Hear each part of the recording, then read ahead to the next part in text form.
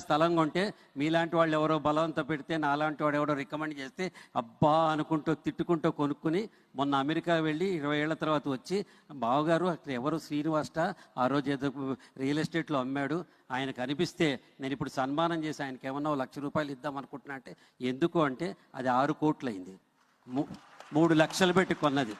కట్టేసి మా కేటీఆర్ గారు కూడా అందులో భాగమే. వీళ్ళు చేసిన మంచి పనులు తెలంగాణని ఒక డెస్టినేషన్ ప్లేస్ 10 మంది డెస్టినేషన్ ప్లేస్గా చేశారు sir. I know a friend, ఆయన chief general manager of State Bank of India, North Indian, వచ్చి ఇక్కడ 2 ఏళ్ల పాటు ఉండి అక్కడి నుంచి బాంబే వెళ్ళి డిప్యూటీ మేనేజింగ్ డైరెక్టర్ ఎస్బీఐలో అయ్యి మళ్ళీ తిరిగి ఇక్కడికి వచ్చేసాడు.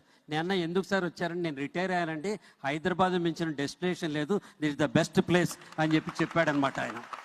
ఇది రావడానికి కారణం మన తెలంగాణ సాధించుకోవటం.